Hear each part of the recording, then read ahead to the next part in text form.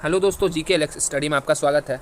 दोस्तों, किरण पब्लिकेशन की तरफ से बिहार पुलिस मध्य निषेध कक्षपाल चलंत दास्ता सिपाही भर्ती 2026 प्रैक्टिस बुक, जिसमें कुल 22 प्रैक्टिस सेट है और इसमें 3 प्रैक्टिस सेट करा चुके हैं और आज चौथा कराएंगे। दोस्तों, रुकमनी प्लेटफॉर्म की तरफ से जो वॉल्यूम 1 और 2 दोनों करा रहे हैं। वॉल्यूम 2 कंप्लीट हो चुका है और वॉल्यूम 1 चल रहा है, तो जाकर जरूर देखें। इसका डिस्क्रिप्शन में नीचे लिंक दे दिया है, प्लेलिस्ट बना दी है, वहीं पे मिल जाएगा, तो जाकर जरूर देखें। और फिर टेलीग्राम पर इसका सारा पीडीएफ मिल जाएगा, तो टेलीग्राम से भी जुड़ जाएं। तो चलिए शुरू करते हैं। Set number 4। दोस्तों, इसमें बांट के क्वेश्चन दिया, हिंदी, इंग्लिश, मैथ और रीजनिंग का दिया है। तो पहले हम लोग जीके जीएस का देख लेंगे, उसके बाद मैथ रीजनिंग का देखेंगे, क्योंकि जीके जीएस का मात्रा इस एग्जाम में थोड़ा ज़्यादा रहता है। तो पहले हम लोग इसको देख लेंगे। क्वेश्चन नंबर 36, उपदान के बारे में निम्नलिखित में से कौन सा कथन सही नहीं है। उपदान के बारे में निम्नलिखित में से कौन सा कथन सही नहीं है, तो इसका आंसर हो जाएगा 36 का ऑप्शन 3, जो कि सही नहीं है। ऑप्शन 3 देख लीजिएगा, ये हम लोग का आंसर हो जाएगा। और बाकी सारा देख लेते हैं। नियोजन अवधि के दौरान कर्मचारियों द्वारा प्रदान की गई सेवाओं के लिए नियोक्ता उन्हें उपदान प्रदान करता है, यह सही है। उपदान का भुगतान आमतौर पर सेवानिवृत्त के समय किया जाता है, लेकिन सेवानिवृत्त से पहले भी इसका भुगतान किया जा सकता है यदि कुछ शर्तें पूरी हो जाए, यह भी सत्य है। और चौथा है, किसी कर्मचारी की मृत्यु के 5 साल पूरा होने के पहले या यदि वह दुर्घटना या बीमारी के कारण विकलांग हो जाता है तो ग्रेच्युटी की भुगतान किया जा सकता है, यह भी सही है। Next question number 37। अब इसको बड़ा कर देते थोड़ा। क्वेश्चन नंबर 37 है, असहयोग आंदोलन किस वर्ष शुरू किया गया था। असहयोग आंदोलन किस वर्ष शुरू किया गया था, तो 37 का आंसर हो जाएगा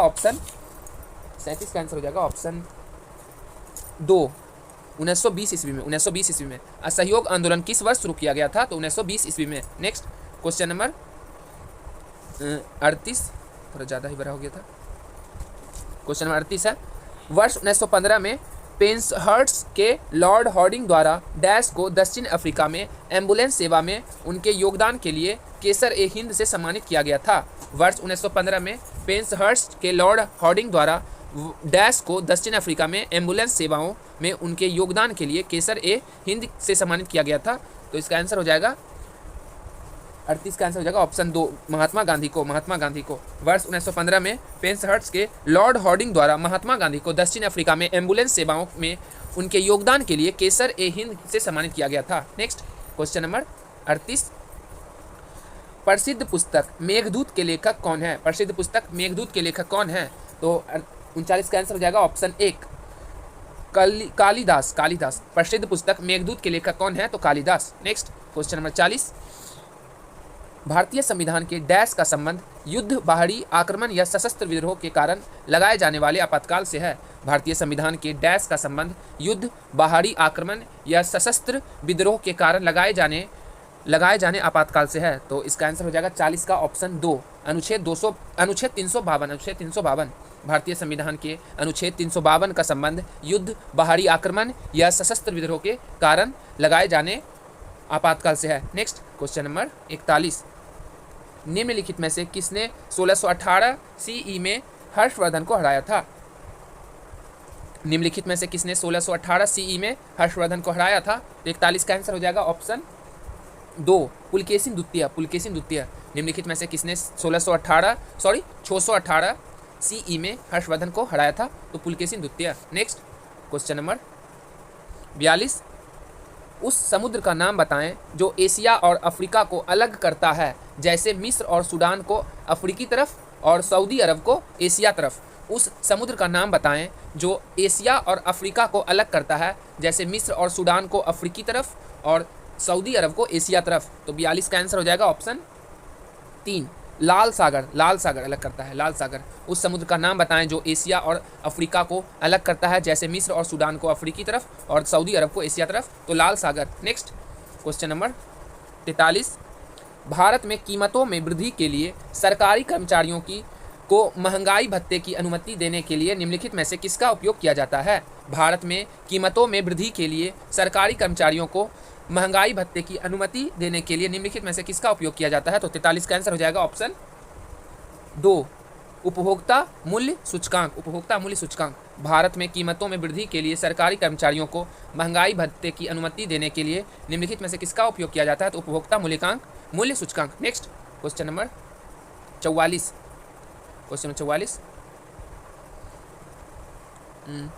निम्नलिखित में से किसके द्वारा सकल घरेलू उत्पाद, स्थिर पूंजी निर्माण और अन्य समष्टि अर्थशास्त्र समुच्चय पर राष्ट्र लेखा सांख्यिकी शीर्षक नामक वार्षिक प्रकाशन लाया जाता है? निम्नलिखित में से किसके द्वारा सकल घरेलू उत्पाद, स्थिर पूंजी निर्माण और अन्य समष्टि अर्थशास्त्र समुच्चय पर राष्ट्र लेखा सांख्यिकी शीर्षक नामक वार्षिक प्रकाशन लगाया जाता है? तो इसका आंसर हो जाएगा 44 का ऑप्शन 2, केंद्रीय सांख्यिकी संगठन द्वारा। किसके द्वारा सकल घरेलू उत्पाद, स्थिर पूंजी निर्माण और अन्य समष्टि अर्थशास्त्र समुच्चय पर राष्ट्र लेखा सांख्यिकी शीर्षक नामक वार्षिक प्रकाशन लगाया जाता है? तो केंद्र सांख्यिकी संगठन। नेक्स्ट क्वेश्चन नंबर 45, निम्नलिखित में से कौन सा क्षेत्र भारत का सबसे बड़ा कोयला क्षेत्र है? निम्नलिखित में से कौन सा क्षेत्र भारत का सबसे बड़ा कोयला क्षेत्र है? तो 45 का आंसर हो जाएगा ऑप्शन 4, झड़िया। निम्नलिखित में से कौन सा क्षेत्र भारत का सबसे बड़ा कोयला क्षेत्र है? तो झड़िया। नेक्स्ट क्वेश्चन नंबर 46, निम्नलिखित में से कौन सा भारत में सबसे बड़ा नदी द्वीप है? निम्नलिखित में से कौन सा भारत में सबसे बड़ा नदी द्वीप है? तो 46 का आंसर हो जाएगा ऑप्शन सी, माजुली द्वीप। कौन सा भारत में सबसे बड़ा नदी द्वीप है? तो माजुली द्वीप। नेक्स्ट क्वेश्चन नंबर 47, निम्नलिखित राजाओं में से किसने उड़ीसा में कोणार्क मंदिर बनवाया था? निम्नलिखित राजाओं में से किसने उड़ीसा में कोणार्क मंदिर बनवाया था? तो 47 का आंसर हो जाएगा ऑप्शन 3, नरसिंह देव प्रथम ने। निम्नलिखित राजाओं में से किसने उड़ीसा में कोणार्क मंदिर बनवाया था? तो नरसिंह देव प्रथम ने। नेक्स्ट क्वेश्चन नंबर 48, निम्नलिखित में से कौन सी गुफा महाराष्ट्र में स्थित है? निम्नलिखित में से कौन सी गुफा महाराष्ट्र में स्थित है? तो 48 का आंसर हो जाएगा ऑप्शन 3, एलोरा की गुफा। कौन सा गुफा महाराष्ट्र में स्थित है? तो एलोरा की गुफा। नेक्स्ट क्वेश्चन नंबर 49, निम्नलिखित में से कौन सा झरना भारत का सबसे ऊंचा झरना है जो कि शरावती नदी से निकलती है? निम्नलिखित में से कौन सा झरना भारत का सबसे ऊंचा झरना है जो कि शरावती नदी से निकलती है? तो 49 का आंसर हो जाएगा ऑप्शन 3, जोग झरना। कौन सी झरना भारत का सबसे ऊंचा झरना है जो कि शरावती नदी से निकलती है? तो जोग झरना। नेक्स्ट क्वेश्चन नंबर 50, संसद के दोनों सदनों की संयुक्त बैठक की अध्यक्षता कौन करता है? संसद के दोनों सदनों की संयुक्त बैठक की अध्यक्षता कौन करता है? तो 50 का आंसर हो जाएगा ऑप्शन 2, लोकसभा अध्यक्ष करता है। संसद के दोनों सदनों की संयुक्त बैठक की अध्यक्षता कौन करता है? तो लोकसभा अध्यक्ष। नेक्स्ट क्वेश्चन नंबर 51, भारत के संविधान के अनुच्छेद 103 के तहत लोकसभा की बैठक शुरू करने, इसका क्वेश्चन है ऊपर और बाकी का, शुरू करने के लिए अपेक्षित गणपूर्ति सदन के सदस्यों की कुल संख्या का डैश होती है? फिर से देख लेते एक बार।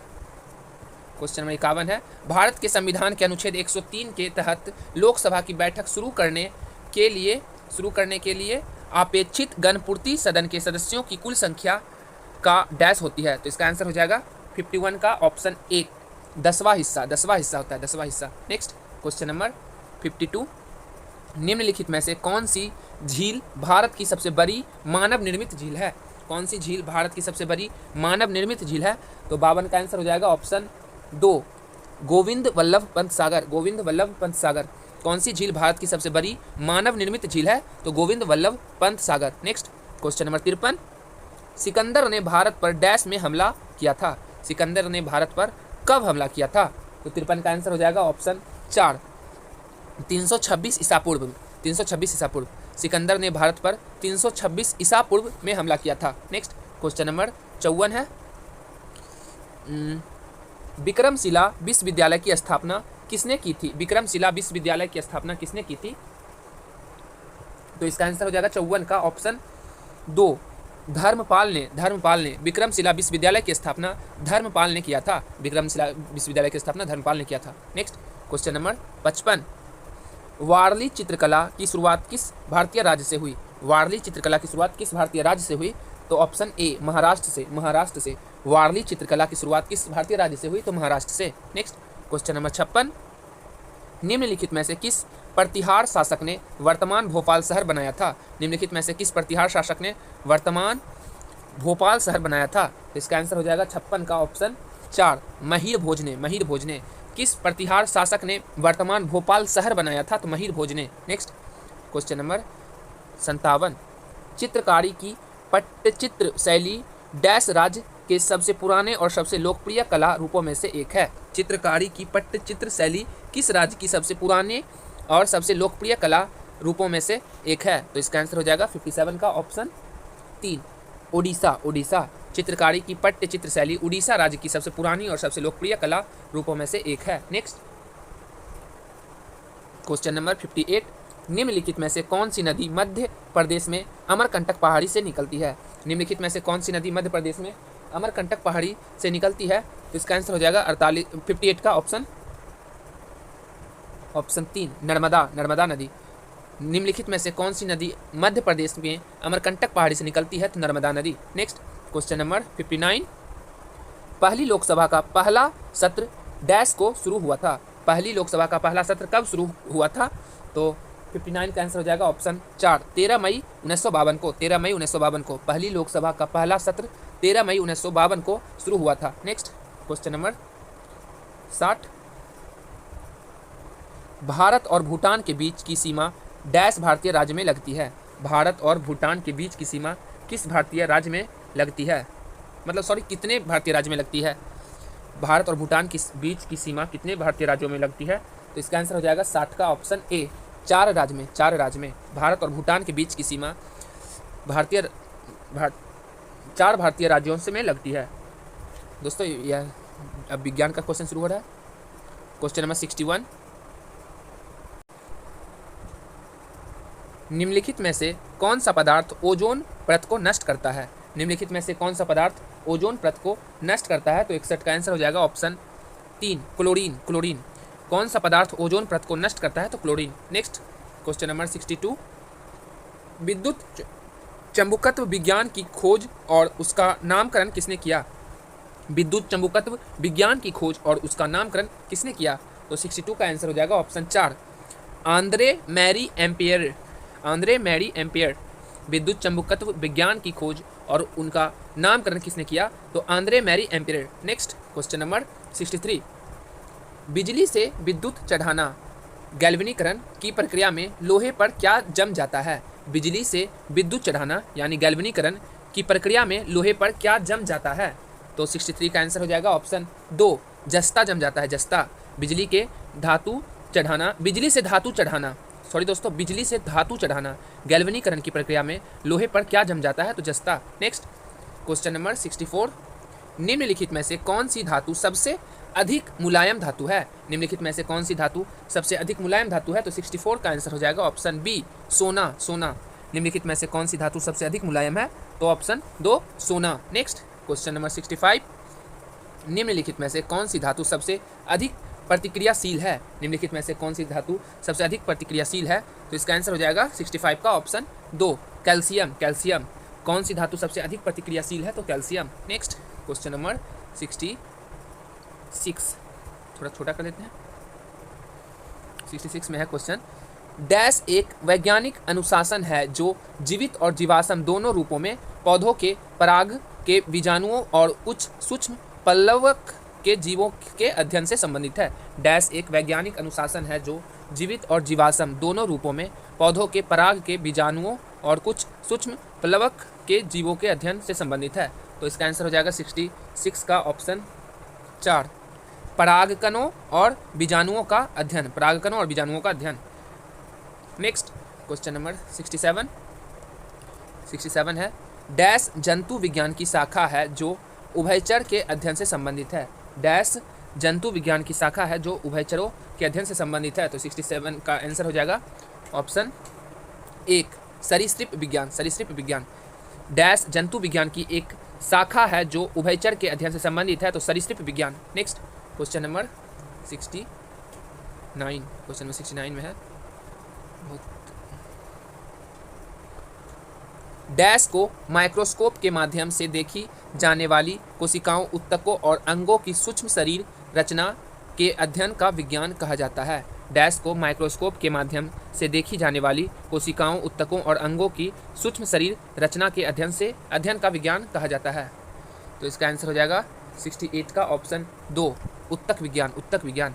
ऊतक विज्ञान को माइक्रोस्कोप के माध्यम से देखी जाने वाली कोशिकाओं, ऊतकों और अंगों की सूक्ष्म शरीर रचना के अध्ययन का विज्ञान कहा जाता है। Next question number 69, question number 69 है कि टीवी रिमोट कंट्रोल डैश के सिद्धांत पर कार्य करता है। टीवी रिमोट कंट्रोल डैश के सिद्धांत पर कार्य करता है। तो इसका आंसर हो जाएगा 69 का ऑप्शन 4, इंफ्रारेड तरंगे। इंफ्रारेड तरंगे, टीवी रिमोट कंट्रोल इंफ्रारेड तरंगे के सिद्धांत पर कार्य करता है। नेक्स्ट क्वेश्चन नंबर 70, जंग लगने के लिए 3 घटक होने आवश्यक होते हैं जो हैं डैश। जंग लगने के लिए 3 घटक होने आवश्यक होते हैं जो है, तो 70 का आंसर हो जाएगा ऑप्शन 2, लोहा, ऑक्सीजन तथा आर्द्रता। लोह, ऑक्सीजन तथा आर्द्रता। जंग लगने के लिए 3 घटक होने आवश्यक हैं जो है लोहा, ऑक्सीजन और आर्द्रता। नेक्स्ट क्वेश्चन नंबर 71, प्रकाश संश्लेषण के दौरान हरे पौधे सूर्य के प्रकाश से ऊर्जा का उपयोग कार्बन डाइऑक्साइड और पानी से डैश को संश्लेषित करने के लिए करते हैं। प्रकाश संश्लेषण के दौरान हरे पौधे सूर्य के प्रकाश से ऊर्जा का उपयोग कार्बन डाइऑक्साइड और पानी से डैश को संश्लेषित करने के लिए करते हैं। तो इसका आंसर हो जाएगा 71 का ऑप्शन 2, ग्लूकोज। ग्लूकोज, प्रकाश संश्लेषण के दौरान हरे पौधे सूर्य के प्रकाश से ऊर्जा का उपयोग कार्बन डाइऑक्साइड और पानी से ग्लूकोज को संश्लेषित करने के लिए करते हैं। Next question number 72 question number है, निम्नलिखित में से कौन सा विल्सन रोग का लक्षण नहीं है। निम्नलिखित में से कौन सा विल्सन रोग का लक्षण नहीं है, तो 72 का आंसर हो जाएगा ऑप्शन 4, रतौंधी। रतौंधी विल्सन रोग का लक्षण नहीं है, जबकि बोलने, निगलने या शारीरिक समन्वय में समस्याएं ये हैं, और अनियंत्रित गतिविधियां या मांसपेशियां में आकरण यह भी है, और पैरों या पेट में फ्लूइड बनना यह भी है। नेक्स्ट क्वेश्चन नंबर 73 है क्वेश्चन, सेब में निम्नलिखित में से कौन सा एसिड पाया जाता है। सेब में निम्नलिखित में से कौन सा एसिड पाया जाता है, तो 73 का आंसर हो जाएगा option 1, malic acid. Malic acid, सेब में निम्नलिखित में से कौन सा एसिड पाया जाता है, तो malic acid. Next question number 74,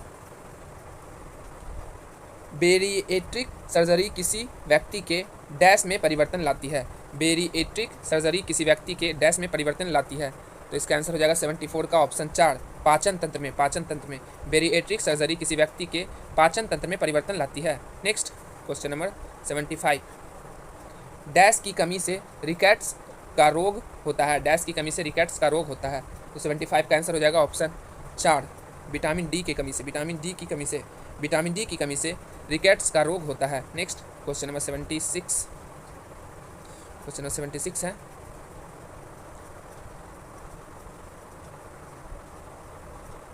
निम्नलिखित में से कौन से विकल्प को अल्प कार्बन युक्त यौगिक के रूप में वर्गीकृत किया जा सकता है, ना कि कार्बनिक के रूप में। निम्नलिखित में से कौन से विकल्प को अल्प कार्बन युक्त यौगिक के रूप में वर्गीकृत किया जा सकता है, ना कि कार्बनिक के रूप में, तो 76 का आंसर हो जाएगा ऑप्शन 3, साइनाइड्स। साइनाइड्स, निम्नलिखित में से कौन से विकल्प को अल्प कार्बन युक्त यौगिक के रूप में वर्गीकृत किया जा सकता है, ना कि कार्बनिक के रूप में, तो साइनाइड्स। नेक्स्ट क्वेश्चन नंबर 77, धातु ऑक्साइड का स्वरूप डैश होता है। धातु ऑक्साइड का स्वरूप डैश होता है, तो 77 का आंसर हो जाएगा ऑप्शन 3, सामान्य। सामान्य, धातु ऑक्साइड का स्वरूप सामान्य होता है। Next question number 78, marble cancer क्या है। मार्बल कैंसर क्या है, तो 78 का आंसर हो जाएगा ऑप्शन 4, अम्लीय वर्षा के कारण मार्बल का क्षरण। अम्लीय वर्षा के कारण मार्बल का क्षरण। मार्बल कैंसर क्या है, तो अम्लीय वर्षा के कारण मार्बल का क्षरण। नेक्स्ट क्वेश्चन नंबर 79, निम्नलिखित में से कौन सी गैस रक्त में ऑक्सीजन ले जाने की क्षमता को कम करती है। निम्नलिखित में से कौन सी गैस रक्त में ऑक्सीजन ले जाने की क्षमता को कम करती है, तो 79 का हो जाएगा option 3, carbon monoxide. Carbon monoxide, निम्नलिखित में से कौन सी गैस रक्त में ऑक्सीजन ले जाने की क्षमता को कम करती है, तो carbon monoxide. Next question number 80, पक्षियों द्वारा परागन की प्रक्रिया को क्या कहा जाता है। पक्षियों द्वारा परागन की प्रक्रिया को क्या कहा जाता है, तो 80 का आंसर हो जाएगा ऑप्शन 4, ऑर्निथोफ्ली। ऑर्निथोफ्ली, पक्षियों द्वारा परागन की प्रक्रिया को क्या कहा जाता है, तो ornithophily. Next question number 81, Pierre Curie ने हेनरी बैक्वेरल और अपनी पत्नी मैरी क्यूरी के साथ डैश से संबंधित खोजों के लिए वर्ष 1903 में भौतिकी में प्राप्त नोबेल पुरस्कार साझा किया था।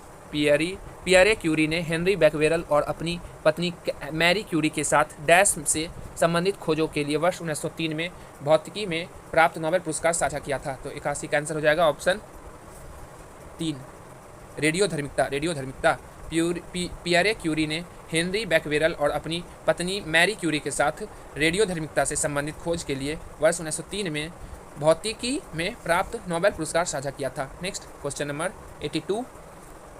विलियम क्रुक्स एक भौतिक रासायनिज्ञ थे जिन्होंने डैश तत्व की खोज की और उसका नामकरण किया। विलियम क्रुक्स एक भौतिक रासायनिज्ञ थे जिन्होंने डैश तत्व की खोज की थी और उनका नामकरण किया। तो इसका आंसर हो जाएगा 82 का ऑप्शन 3, थैलियम का। विलियम क्रुक्स एक भौतिक रासायनिज्ञ थे जिन्होंने थैलियम तत्व की खोज की और उसका नामकरण किया। Next question number 83। वर्ष 1897 में इलेक्ट्रॉन की खोज किसने की थी? वर्ष 1897 में इलेक्ट्रॉन की खोज किसने की थी? तो 83 का आंसर हो जाएगा ऑप्शन 3, जे थॉमसन ने। वर्ष 1897 में इलेक्ट्रॉन की खोज किसने की थी? तो जे थॉमसन ने। Next question number 84।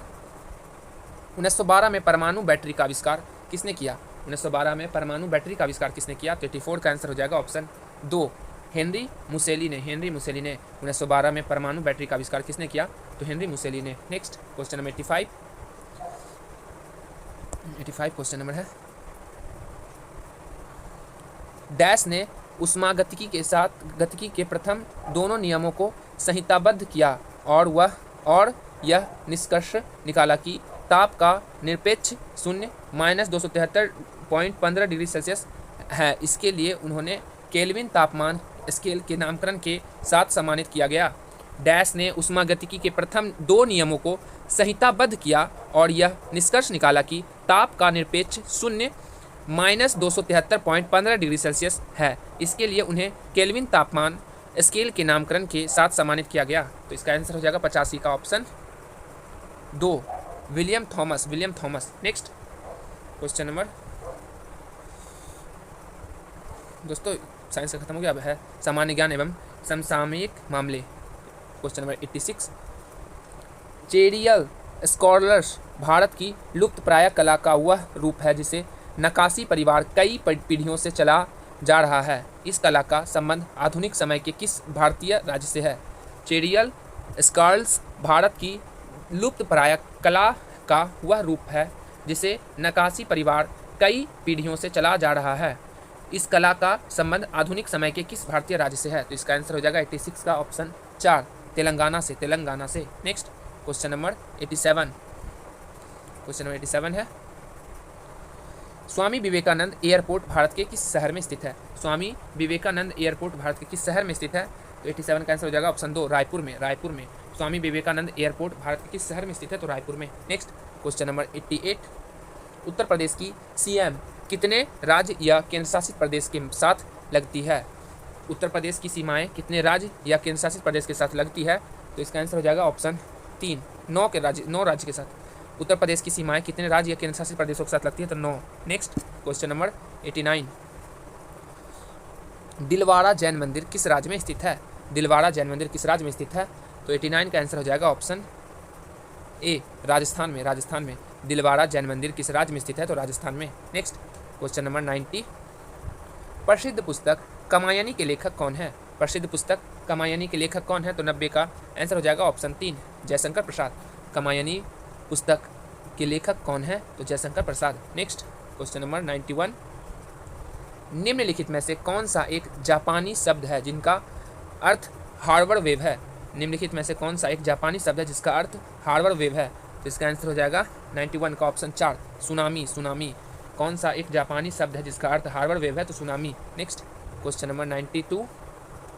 श्रीरंगपट्टनम किला डैश में स्थित है? श्रीरंगपट्टनम किला कहाँ स्थित है? तो 92 का आंसर हो जाएगा ऑप्शन 2, कर्नाटक में। श्रीरंगपट्टनम किला कर्नाटक में स्थित है। Next question number 93। कामाख्या मंदिर किस राज्य में स्थित है? तो इसका आंसर हो जाएगा 93 का ऑप्शन 3, असम में। कामाख्या मंदिर किस राज्य में स्थित है? तो असम में। Next question number 94।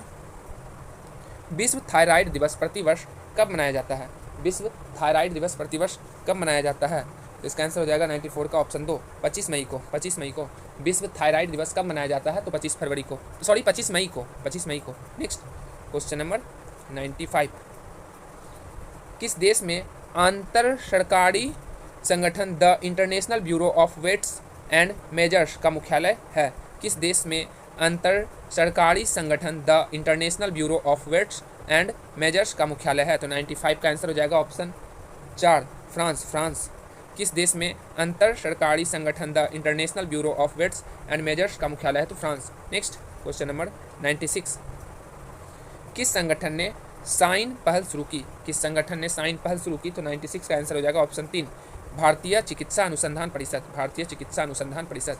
किस संगठन ने साइन पहल शुरू की? तो भारतीय चिकित्सा अनुसंधान परिषद। नेक्स्ट क्वेश्चन नंबर 97, किस देश की संसद ने हाल ही में इंगा रुगिनियन को अपना नया प्रधानमंत्री नियुक्त किया? किस देश की संसद ने हाल ही में इंगा रुगिनियन को अपना नया प्रधानमंत्री नियुक्त किया? तो 97 का आंसर हो जाएगा option 4 Lithuania. Lithuania. Lithuania. Next question number 98, सड़क परिवहन और राजमार्ग मंत्री नितिन गडकरी के अनुसार वैश्विक ऑटोमोबाइल बाजार में भारत ने कौन सा स्थान प्राप्त किया? सड़क परिवहन और राजमार्ग मंत्री नितिन गडकरी के अनुसार वैश्विक ऑटोमोबाइल बाजार में भारत ने कौन सा स्थान प्राप्त किया? तो 98 का आंसर हो जाएगा ऑप्शन 3 तीसरा। सड़क परिवहन और राजमार्ग मंत्री नितिन गडकरी के अनुसार वैश्विक ऑटोमोबाइल बाजार में भारत ने कौन सा स्थान प्राप्त किया? तो तीसरा। नेक्स्ट क्वेश्चन नंबर 99, बेंगलुरु को 2025 में ग्लोबल AICTE इंडेक्स में डैश स्थान दिया गया है? बेंगलुरु को 2025 में ग्लोबल AICTE इंडेक्स में डैश स्थान दिया गया है? तो 99 का आंसर हो जाएगा ऑप्शन 4 26वां। बेंगलुरु को 2025 में ग्लोबल AICTE इंडेक्स में 26वां स्थान दिया गया है, 26वां। नेक्स्ट क्वेश्चन नंबर 100, एथेंस में 2025 अंडर 17 विश्व कुश्ती चैंपियनशिप में भारतीय महिला पहलवानों ने कितने स्वर्ण पदक जीते? एथेंस में 2025 अंडर 17 विश्व कुश्ती चैंपियनशिप में भारतीय महिला पहलवानों ने कितने स्वर्ण पदक जीते? तो 100 का आंसर हो जाएगा ऑप्शन 4 5 पदक।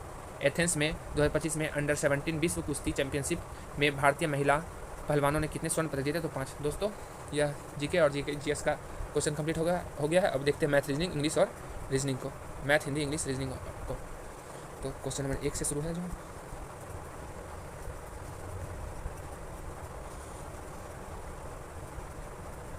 हाँ यही है, ये है हिंदी का। तो हमारा पहला क्वेश्चन है, शिव का पर्यायवाची क्या होगा? शिव का पर्यायवाची शब्द क्या होगा? तो 1 का आंसर हो जाएगा ऑप्शन 3 श्रीकंठ। शिव का पर्यायवाची क्या होगा? तो श्रीकंठ। नेक्स्ट क्वेश्चन नंबर 2, बहुधा का विलोम कौन सा होगा? बहुधा का विलोम शब्द कौन सा होगा? तो 2 का आंसर हो जाएगा ऑप्शन 3 यदा कदा। बहुधा का विलोम कौन सा होगा? तो यदा कदा। नेक्स्ट क्वेश्चन नंबर 3, लाल पान की बेगम कहानी में किसे लाल पान की बेगम कहा गया? लाल पान की बेगम में कहानी में किसे लाल पान का बेगम कहा गया? तो 3 का आंसर हो जाएगा ऑप्शन 3 बिरजू की माँ को। लाल पान की बेगम कहानी में किसे लाल पान का बेगम कहा गया? तो बिरजू की माँ को। नेक्स्ट क्वेश्चन नंबर 4, व्याप्त शब्द का विलोम कौन सा होगा? व्याप्त शब्द का विलोम शब्द कौन सा होगा? तो 4 का आंसर हो जाएगा ऑप्शन 3 अव्याप्त। नेक्स्ट क्वेश्चन नंबर 5, जिसका जन्म कन्या के गर्भ से हुआ हो के लिए एक शब्द कौन सा होगा? जिसका जन्म कन्या के गर्भ से हुआ हो के लिए एक शब्द कौन सा होगा? तो 5 का आंसर हो जाएगा ऑप्शन 4 कानीन। नेक्स्ट क्वेश्चन नंबर 6, संस्कृत का विशेषण कौन सा है? तो 6 का आंसर हो जाएगा ऑप्शन 2 सांस्कृतिक। नेक्स्ट क्वेश्चन नंबर 7, अमृत का पर्यायवाची क्या होगा? तो 7 का आंसर हो जाएगा ऑप्शन 2 सोम। अमृत का पर्यायवाची क्या होगा? तो सोम। नेक्स्ट क्वेश्चन नंबर 8, इनमें से शुद्ध वाक्य कौन सा है? तो 8 का आंसर हो जाएगा ऑप्शन 2 पेड़ से पत्ता गिरा। नेक्स्ट क्वेश्चन नंबर 9, ऐसे ही लड़के आगे चलकर गुंडे चोर डाकू बनते हैं, यह पंक्ति कहानी के किस पात्र ने कही? तो 9 का आंसर हो जाएगा ऑप्शन 3 है उधर। ऑप्शन 3 है सेन साहब ने कहा था। नेक्स्ट क्वेश्चन नंबर 10, नाक का बाल होना मुहावरा का अर्थ क्या है? तो 10 का आंसर हो जाएगा ऑप्शन 3 अधिक प्रिय होना। नेक्स्ट क्वेश्चन नंबर 11, सहजोबाई के काव्य में किसकी महिमा दिखाई पड़ती? तो 11 का आंसर हो जाएगा ऑप्शन 2 गुरु की। सहजोबाई के काव्य में किसकी महिमा दिखाई पड़ती? तो गुरु की। नेक्स्ट दोस्तों ये इंग्लिश का क्वेश्चन है, इसका आंसर बताते हुए चले जाते हैं। 12 का आंसर हो जाएगा ऑप्शन 2 नेक्स्ट 13 का आंसर हो जाएगा ऑप्शन 2 13 का आंसर हो जाएगा ऑप्शन 2 जो कि सही है। नेक्स्ट 14 का आंसर हो जाएगा, देख लीजिए क्वेश्चन, 14 का आंसर हो जाएगा ऑप्शन 1। नेक्स्ट 15 16 क्वेश्चन है दिया है, ये पढ़ लीजिए। और 15 का आंसर हो जाएगा ऑप्शन 4, 15 का ऑप्शन 4। नेक्स्ट 16 का आंसर हो जाएगा, 16 का हो जाएगा ऑप्शन 1। नेक्स्ट 17 का आंसर हो जाएगा, छोटा कर देते हैं थोड़ा, हाँ, 17 का आंसर हो जाएगा ऑप्शन 3, 17 का ऑप्शन 3 जो कि सही है। नेक्स्ट 18 का आंसर हो जाएगा, 18 का हो जाएगा ऑप्शन 4। नेक्स्ट 19 का आंसर हो जाएगा, और छोटा हो ये दोस्तों, 19 का क्वेश्चन थोड़ा ज़्यादा बड़ा है। 19 का आंसर हो जाएगा ऑप्शन 3, ऑप्शन 3 हो जाएगा 19 का। नेक्स्ट 20 का आंसर हो जाएगा, 20 देख लीजिए ऑप्शन 4, 20 का हो जाएगा ऑप्शन 4। नेक्स्ट दोस्तों ये मैथ का क्वेश्चन है, इसका भी हम लोग आंसर बता देते हैं, आप लोग देख लीजिएगा। 21 का आंसर हो जाएगा ऑप्शन 3, 21 का ऑप्शन 3। नेक्स्ट 22 का आंसर हो जाएगा ऑप्शन 2 जो कि सही है, ऑप्शन 2। नेक्स्ट 23 का हो जाता है ऑप्शन 2, 23 का ऑप्शन 2। नेक्स्ट 24 का आंसर हो जाएगा ऑप्शन 2, 24 का भी ऑप्शन 2 ही होगा। नेक्स्ट 25 का आंसर हो जाएगा ऑप्शन 4, 25 का आंसर हो जाएगा ऑप्शन 4। नेक्स्ट 26 का आंसर हो जाएगा, 26 देख लीजिए क्वेश्चन, 26 का आंसर हो जाएगा ऑप्शन ए। नेक्स्ट 27 का आंसर हो जाएगा ऑप्शन 3 जो कि सही है, 3। नेक्स्ट 28 का आंसर हो जाएगा ऑप्शन 4, 28 का ऑप्शन 4। नेक्स्ट 29 का हो जाएगा आंसर ऑप्शन 3। नेक्स्ट 30 का हो जाएगा ऑप्शन 4। 31 का हो जाएगा ऑप्शन 1। 32 का हो जाएगा ऑप्शन 3। नेक्स्ट 33 का आंसर हो जाएगा ऑप्शन 1। नेक्स्ट 34 का आंसर हो जाएगा ऑप्शन 3। नेक्स्ट और 35 का आंसर हो जाएगा ऑप्शन 2। दोस्तों हमारा कुल 100 क्वेश्चन कंप्लीट हो चुका है। तो दोस्तों जाकर सारा वीडियो जरूर देखें। रुक्मणी प्लेटफॉर्म का वॉल्यूम 1 वॉल्यूम 2 दोनों करा रहे हैं और वॉल्यूम 2 पूरा कंप्लीट हो चुका है। तो दोस्तों ज़रूर देखें और दोस्तों सब्सक्राइब भी कर दें चैनल को, क्योंकि बहुत ज़्यादा मेहनत लग जाता है आप लोग के लिए, बुक खरीदना पड़ता है, उसके बाद वीडियो बनाना पड़ता है। तो मिलते हैं नेक्स्ट वीडियो में, धन्यवाद।